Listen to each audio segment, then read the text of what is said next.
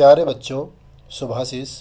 आज हम आपके लिए लेके आए हैं बीए सेकंड ईयर के पॉलिटिकल साइंस का पहला जो भाग है प्रमुख राज्य व्यवस्थाएं, और उसमें पहला टॉपिक हम पढ़ने वाले हैं। तो इसको आप ध्यान से पढ़ेंगे। और पहला टॉपिक है ब्रिटिश संविधान, विकास, महत्व और विशेषताएं। ये हमारा पहला टॉपिक है।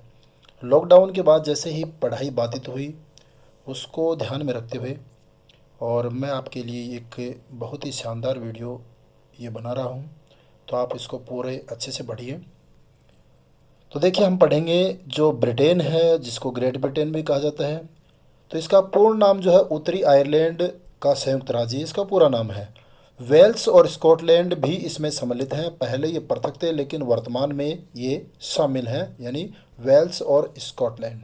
और ये एक टापू है, यानी द्वीप है छोटा सा। और द्वीप क्या होता है? जिसके चारों तरफ जल का घिराव हो, जल घिरा हुआ हो, पानी हो, और उसमें उसको द्वीप कहते हैं। या दूसरे शब्दों में कह सकते हैं कि जल में उभरा हुआ भाग या उठा हुआ भाग ज़मीन का, उसको टापू या द्वीप कहते हैं। और ये यूरोप के उत्तर पश्चिम क्षेत्र में स्थित है। और इसका जो क्षेत्रफल है दोस्तों, वो 2,44,000 वर्ग किलोमीटर इसका क्षेत्रफल है, जो राजस्थान से कम है।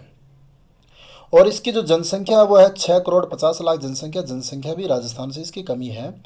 और देखिए, ब्रिटिश संविधान का जो विकास है वो कैसे कैसे हुआ। देखिए, एक बात तो ये है कि इसके बारे में जानेंगे कि सबसे प्राचीन और विकसित संविधान है। ये सबसे प्राचीन है, यानी दुनिया का सबसे प्राचीन।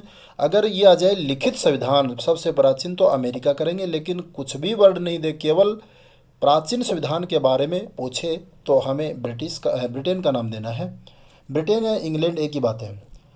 ब्रिटिश संविधान का जो इतिहास, उसको 6 युगों में हम विभाजित कर सकते हैं। तो 6 युग कौन कौन से हैं वो हम पढ़ेंगे। देखो, पहला है एंग्लो सैक्सन काल, और ये 5वीं सदी से 1066 तक का जो काल है उसको एंग्लो सैक्सन काल नाम दिया गया है।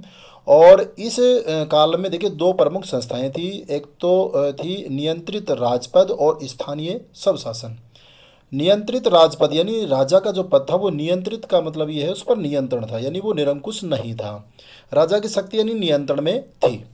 और स्थानीय स्वशासन आप समझते हो, स्थानीय लोगों द्वारा अपने ही द्वारा शासन, वो स्थानीय स्वशासन है। स्थानीय स्वशासन का जैसे हमारे ये जो पंचायती राज है, वो स्थानीय स्वशासन का उदाहरण है। दूसरा जो काल है वो है नॉर्मन एंजीवन काल, और ये 1066 से 1153 तक का जो काल है, इसका नाम से जाना जाता है। और इसमें देखिए राजकीय निरंकुशता और सबल केंद्रीय सरकार का उदय हुआ है। देखिए दोस्तों, बहुत अच्छी बात ये है, राजकीय निरंकुशता। देखिए, इसमें पहले हमने पढ़ा कि राज्य जो शक्ति थी वो नियंत्रण में थी, लेकिन निरंकुशता यानी जिस पर कोई अंकुश नहीं हो, जिस पर कोई नियंत्रण नहीं हो, उसको निरंकुश बोलते हैं। और सबल यानी बलशाली केंद्रीय सरकार का उदय हुआ। कठोर और केंद्रीकृत शासन। देखो, कठोर, केंद्रीकृत और विकेंद्रीकृत, इसमें समझिए आप, यानी सत्ता एक ही जगह, उसका सत्ता का केंद्र है, यानी शक्ति का जो केंद्र है वो एक जगह, उसको केंद्रीकृत बोलते हैं। और यदि शक्ति का विभाजन, उसको विकेंद्रीकृत बोलते हैं। आज भारत में विकेंद्रीकरण है, यानी शक्ति का विभाजन किया गया है। तो कठोर और केंद्रीकृत शासन स्थापित। और इसमें देखो 2 संस्थाओं का उदय होता है, वो देखिए आप। 2 संस्थाएं कौन कौन सी हैं? एक तो है मैग्नम कॉन्सिलियम, ये अच्छे से पढ़िए, मैग्नम कॉन्सिलियम, जिसको महान परिषद कहा गया है। और दूसरा है क्यूरिया रेजिस। ये देखिए आप, जो क्यूरिया रेजिस है, इसी को कालांतर में प्रीवी काउंसिल, और इसी प्रीवी काउंसिल को बाद में कैबिनेट का विकास हुआ, यानी इसी से कैबिनेट का विकास हुआ। क्यूरिया रेजिस जो है राज्य परिषद इसको कहते हैं हिंदी में। और ये छोटी है लेकिन अधिक प्रभावशाली है, यानी इससे महान परिषद से ये ज़्यादा प्रभावशाली है। इसके बाद देखिए, इसके आगे तीसरा जो है वो प्रकार है, वो है प्लेंटेगेनेट, और ये 1153 से 1399, और लंकास्ट्रियन काल जो है 1399 से 1445। ये दोनों ही कालों का जो लगभग सेम समानता है इसमें, इस कारण से इनको दोनों को एक साथ रखा गया है। और इसमें देखिए वैधानिक संस्थाओं को उदय, ये हम उसका विकास पढ़ रहे हैं संविधान का। तो आप देखें वैधानिक संस्थाओं, वैधानिक का मतलब ये होता है कि नियमानुसार जिसको मान्यता प्राप्त हो उसको वैधानिक बोलते हैं। संस्थाओं का उदय हुआ। और जो क्यूरिया रेजिस, इससे पहले हमने पढ़ा, क्यूरिया रेजिस के प्रशासन व न्याय संबंधी जो कार्य, उनको विभाजन यानी इनको अलग अलग कर दिया गया। एक प्रीवी काउंसिल और एक एक्सचेकर, ये दोनों अलग अलग किया गया। ये तीसरे में प्लेनगेनेट और लंकास्ट्रियन काल में। इसके बाद देखो जो राजा है उसको कर की आवश्यकता हुई, राजकोष में धन की कमी हुई, इस कारण से उन्होंने कर की व्यवस्था की, टैक्स की व्यवस्था की और उसके लिए एक नियम बनाया, एक सिद्धांत दिया, प्रतिनिधित्व के बिना कर नहीं। इस सिद्धांत का उदय हुआ, यानी प्रतिनिधित्व है तो ही उसके कर लिया जाएगा।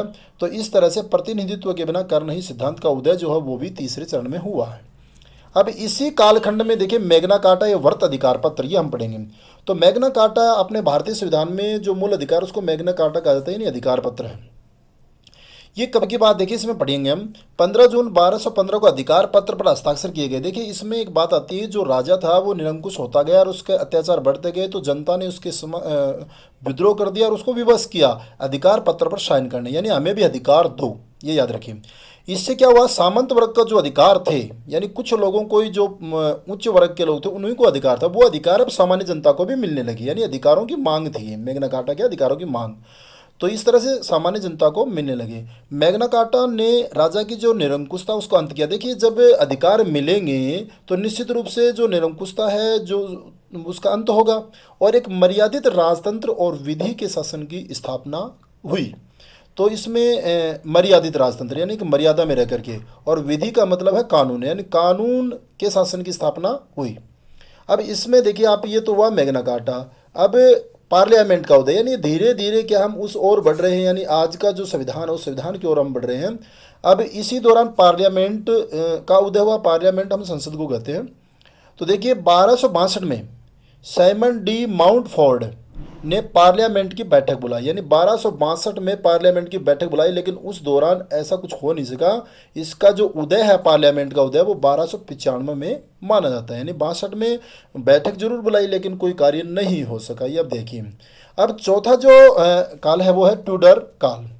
तो हेनरी ट्यूडर जो है इसके काल को 1485 1603 तक का ये जो काल है ये ट्यूडर काल के नाम से, यानी इसके नियम चले ट्यूडर के।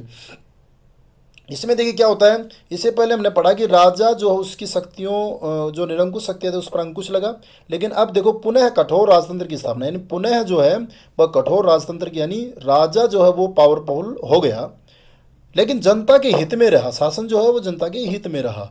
इसके बाद देखिए राजकीय शक्ति पोप के नियंत्रण से, ये बहुत बड़ी बात है। देखिए पोप क्या होता है, जो ईसाइयों का सबसे बड़ा धर्मगुरु होता है पोप, और उस काल में जो पोप था उसकी बहुत ज़्यादा चलती थी, यानी राजा महाराजाओं पर इसका पूरा पूरा नियंत्रण होता था, इससे बाहर कुछ नहीं होता था।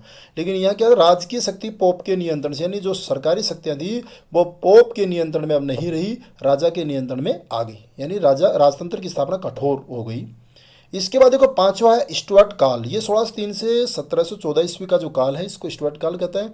इसमें देखो निरंकुश राजतंत्र और सीमित राजतंत्र के पक्षों में संघर्ष हुआ। देखिए निरंकुश राजतंत्र, इसको अच्छे से पढ़िए आप। निरंकुश राजतंत्र यानी जिस पर अंकुश नहीं हो, उसके समर्थक और जो सीमित राजतंत्र को सीमित करना चाहते थे, इसकी शक्तियों को कम करना चाहते थे, उन पक्षों के बीच में संघर्ष हुआ और इसी संघर्ष का परिणाम लोकतंत्र की आधारशिला की स्थापना हुई। लोकतंत्र यानी लोकतंत्र का मतलब लोगों का राज, इसकी आधारशिला यानी इसकी एक नींव पड़ी। अब देखिए संसद के दबाव में चार्ल्स प्रथम, इस समय जो शासक था चार्ल्स प्रथम ने अधिकार याचना पत्र को स्वीकृति प्रदान की, यानी जन विद्रोह जो हुआ उसके दबाव में इसने स्वीकृति दे दी, लेकिन स्वीकृति के बाद वचन नहीं निभाया, यानी जो इसने स्वीकृति दी उसको वचन नहीं निभाया, इसलिए सम्राट की निरंकुशता के विरोध में और 1642 से 1645 तक गृह युद्ध चला, यानी गृह युद्ध समझ गए ना। तो इस तरह से उसके विरुद्ध एक गृह युद्ध चला इन दोनों पक्षों के बीच, जनता जो आपस में ही लड़ने लगे उसको गृह युद्ध कहते हैं। तो ये हमें ध्यान रखना है। अब देखिए इस गृह युद्ध के बाद गणतंत्र की स्थापना हम पढ़ेंगे, गणतंत्र की स्थापना। अब जैसे ही गृह युद्ध हुआ उस गणतंत्र 1649 में इंग्लैंड में राजतंत्र तथा लॉर्ड सभा का अंत कर क्रोमवेल की अध्यक्षता में गणतंत्र की स्थापना की। देखिए बहुत अच्छी बात है, गणतंत्र यानी लोगों, लोकतंत्र या गणतंत्र एक ही बात है, लोगों का राज, लोगों के द्वारा अपने लिए राज जो है वो गणतंत्र होता है। तो अब देखिए जैसे ही क्रोमवेल की मृत्यु हुई इसके साथ ही गणतंत्र की स्थापना जो हुई थी वो भी समाप्त हो गई। तो इस तरह से ये गणतंत्र की स्थापना जो समाप्त हो गई। अब पुनः राजतंत्र की स्थापना हो जाती है, इस बात से ये बात जुड़ी हुई है, पुनः राजतंत्र की स्थापना। अब देखिए गौरवपूर्ण क्रांति, इसी कालखंड में गौरवपूर्ण क्रांति जो है ग्लोरियस रिवॉल्यूशन ये होता है। ये क्या वो देखिए आप क्या है कि इसमें जो 1685 की बात है, ये चार्ल्स द्वितीय की मृत्यु के बाद उसका भाई जेम्स द्वितीय जो है वो शासक बना, यानी गद्दी पर बैठा। अब जैसे गद्दी पर बैठा इसने अत्याचार अनाचार ये करना शुरू कर दिया, जनता की उपेक्षाएं करनी शुरू कर दी। तो इसके बाद क्या होता है कि विलियम तृतीय के नेतृत्व में विशाल सेना ने इंग्लैंड पर आक्रमण किया, और इस आक्रमण में जो ये था जेम्स द्वितीय, इसका किसी ने साथ नहीं दिया, और इसको लगा कि कोई भी आप मेरे साथ नहीं है, तो वो क्या किया, बिना ही युद्ध किए वो फ्रांस भाग गया जेम्स द्वितीय। और इस प्रकार बिना किसी रक्तपात के वांछित परिवर्तन हो गया, यानी जो जनता उससे छुटकारा पाना चाहती थी वो छुटकारा उसको मिल गया। इस कारण से इसे इंग्लैंड की गौरवपूर्ण क्रांति कहा जाता है, यानी बिना रक्तपात के, बिना किसी खून बहाए, और ये एक परिवर्तन हो गया, इसलिए ये गौरवपूर्ण क्रांति कहा जाता है। अब इसके बाद देखो छठा है हनोवर काल, लास्ट है, और ये 1714 से प्रारंभ हुआ, जब तक चल रहा है, ये हनोवर काल कहलाता है। इसमें देखो संसदीय जनतंत्र का विकास, संसद को पावरफुल हो गया, राजा की जो वास्तविक शक्तियों का जो है वो पतन हो गया। अब राजा की वास्तविक शक्तियां जो उसका पतन हो गया, और अधिकार किसको मिल गए, पार्लियामेंट के हाथ में आ गए, संसद के हाथ में आ गई। मंत्रिमंडलीय जो व्यवस्था है, प्रणाली है, उसका विकास हुआ, और लोक सदन का लोकतंत्रीकरण, यानी लोक सदन जो था उसमें लोकतंत्रीकरण, यानी लोगों का जो राज है, लोगों का, लोगों के लिए राज, लोकतंत्र है, उसका उसको बढ़ावा दिया गया। अब इसके बाद देखिए ब्रिटिश जो संविधान है उसके अध्ययन का महत्व क्या है, ये देखेंगे हम। तो इसमें देखिए प्राचीनतम संविधान, देखो विश्व का सबसे प्राचीनतम संविधान जो है वो इंग्लैंड को माना जाता है, यानी ब्रिटेन वाला माना जाता है। और इसका अध्ययन का इसलिए महत्व है कि जो भी नए देश हैं या जिन देशों ने संविधान अपनाया है तो वो कहीं न कहीं इनसे प्रभावित हुए हैं। इसके बाद लोकतांत्रिक पद्धति का श्रेष्ठ उदाहरण है लोकतांत्रिक पद्धति। देखिए जो इंग्लैंड का संविधान आगे आगे हम पढ़ेंगे, इसका निर्माण नहीं हुआ, इसका विकास हुआ, यानी समय के साथ इसमें जो जो परिवर्तन आते गए, और ये एक संविधान है, विकास विकसित तो होता गया। तो ये इस पद्धति का, लोकतांत्रिक पद्धति का श्रेष्ठ उदाहरण है, आज दुनिया इसका अनुसरण करती है। एकमात्र अलिखित संविधान, यानी पूरे विश्व में एकमात्र अलिखित संविधान है, कोई लिखित इसके दस्तावेज नहीं है। और इसके बाद देखो निरंतर विकासमय संविधान, यानी ये ऐसा संविधान है जो निरंतर जैसे जैसे आवश्यकता महसूस हुई उसी के अकॉर्डिंग इसने अपना परिवर्तन किया, अपने में एक मूलभूत एक बदलाव किया। तो ये निरंतर विकासमय संविधान है। स्वतंत्रता का प्रतीक, देखिए जो इंग्लैंड का संविधान है वो व्यक्तिगत स्वतंत्रता, अधिकतम स्वतंत्रता का पक्षधर रहा है, ये भी इसकी बड़ी विशेषता है। और विश्वव्यापी प्रभाव, देखो मैंने बताया कि विश्व का ये प्राचीनतम संविधान है, तो विश्व में आज जो भी देश संवैधानिक बन रहे हैं या जो बने हैं वो कहीं न कहीं इनका अनुसरण जरूर किया है, ये हमें याद रखना है। इसके बाद देखिए एक अगला जो हमारा पॉइंट है इसमें, देखिए क्या ब्रिटिश संविधान का अस्तित्व है, इस बात को भी लेकर के बहुत सारे मतभेद हैं। कुछ लोग कहते हैं ब्रिटिश जो संविधान है उसका कोई अस्तित्व नहीं है। इसके बारे में देखिए, ये ब्रक जो है इसने अपने ग्रंथ है फ्रांस की राज्य क्रांति, ब्रक का एक प्रमुख ग्रंथ है फ्रांस की राज्य क्रांति, इसमें क्रांति पर विचार में ब्रिटिश संविधान को सबसे श्रेष्ठ कहा उसने। लेकिन इस पर अमेरिकी विद्वान टॉमस पेन ने क्या कहा कि ब्रिटेन के संविधान के अस्तित्व पर सवाल खड़े करते हुए कहा, क्या बर्क महोदय ब्रिटिश संविधान की कोई प्रति प्रस्तुत कर सकते हैं?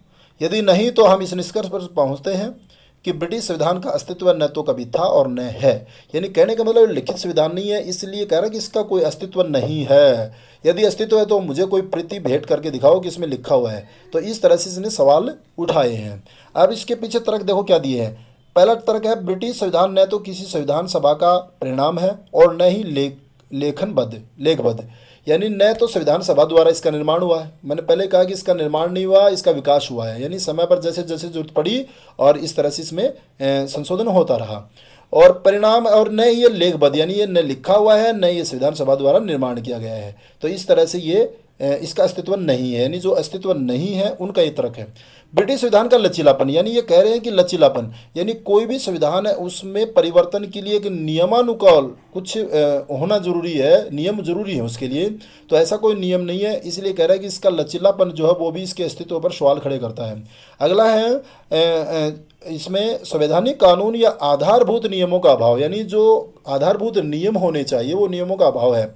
इंग्लैंड में संविधान की सर्वोच्चता की धारणा को नहीं, वर्ण संसद की प्रभुसत्ता, जिस तरह अमेरिका में संविधान की सर्वोच्चता, भारत में संविधान की सर्वोच्चता, लेकिन यहाँ क्या है, संसद की प्रभुसत्ता धारणा की अपनाया गया है। तो इस तरह से कह रहा है कि जो संविधान है वो उसका अस्तित्व नहीं है। लेकिन ये भी ध्यान रखना हमें कि जो इसके विरोधी हैं, जो ये मानते कि अस्तित्व है, वो इसके विरोध में वो कह रहे हैं कि भाई इससे कोई फर्क नहीं पड़ता लिखा हुआ है कि नहीं लिखा हुआ है, लेकिन अस्तित्व मान है। तो ये चीज़ें इसका विपरीत हो जाएगी। अब इसमें अगला जो वीडियो है वो अगला वीडियो मैं दोबारा आपके लिए लेकर आऊँगा, लेकिन इससे पहले आप इसको लाइक करें, शेयर करें और बने रहें मेरे साथ, और निश्चित रूप से आपको बहुत ही कारगर सिद्ध होगा। जय हिंद, जय भारत।